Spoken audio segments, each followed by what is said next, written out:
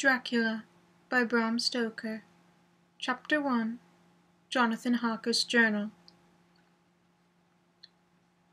Kept in shorthand. 3rd of May, Bistritz. Left Munich at 8:35 p.m. on 1st May, arriving at Vienna early next morning. Should have arrived at 6:46, but train was an hour late. Budapest seems a wonderful place from the glimpse which I got from it from the train in the little I could walk through the streets. I feared to go very far from the station, as we had arrived late and would start as near the correct time as possible.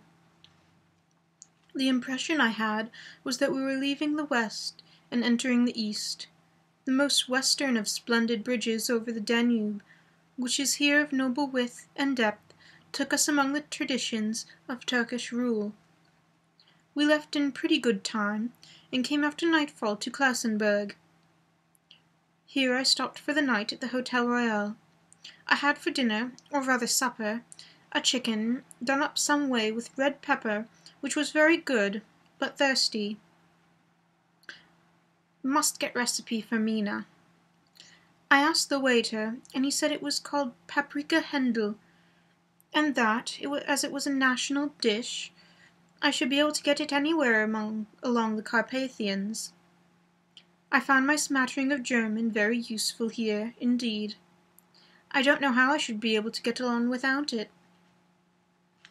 Having some time at my disposal when in London, I had visited the British Museum, and made search among the books and maps of the library regarding Transylvania.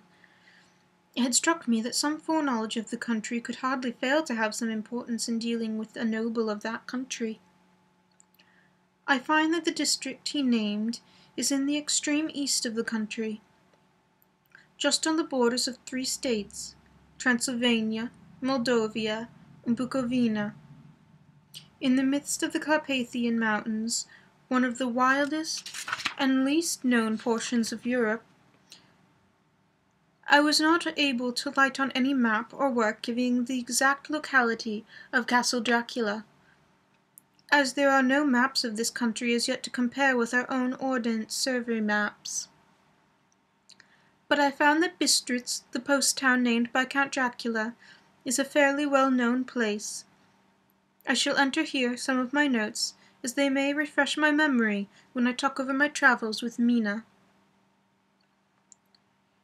In the population of Transylvania there are 4 distinct nationalities: Saxons in the south, and mixed with them the Wallachs, who are the descendants of the Dacians, Magyars in the west, and Czechs in the east and north.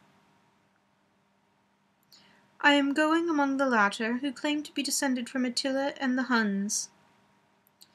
This may be so, for when the Magyars conquered the country in the 11th century, they found the Huns settled in it.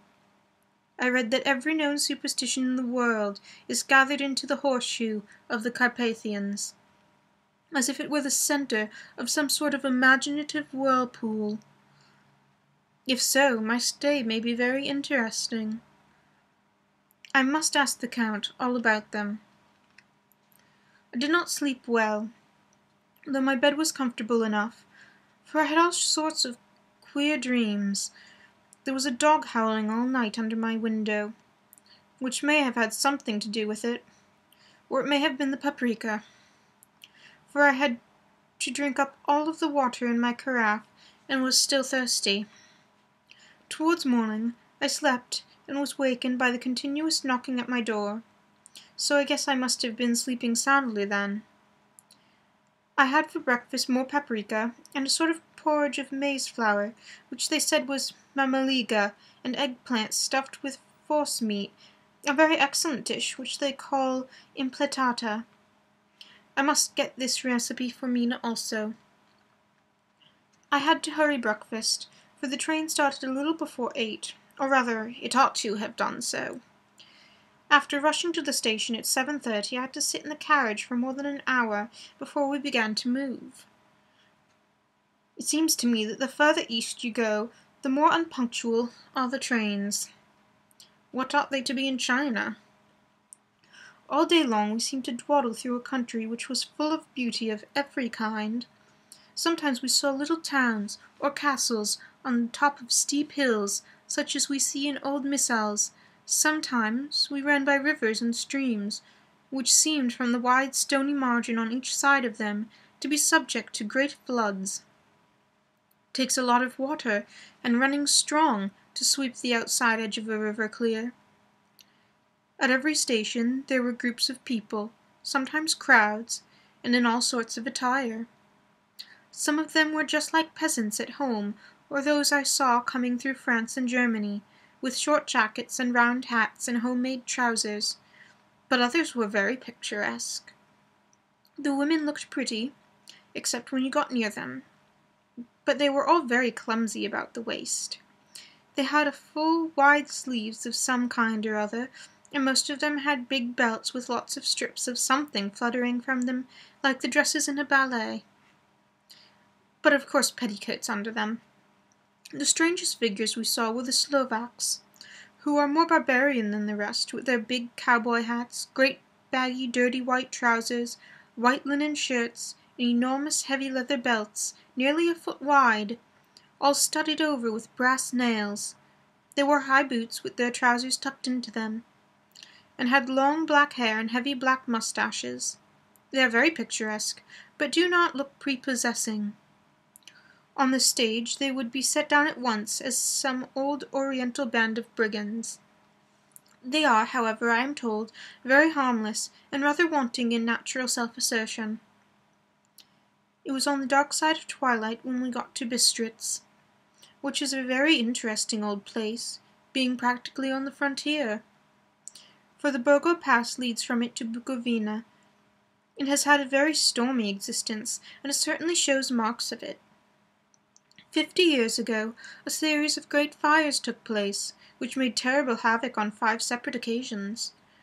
At the very beginning of the 17th century, it underwent siege of 3 weeks and lost 13,000 people, the casualties of war being assisted by famine and disease.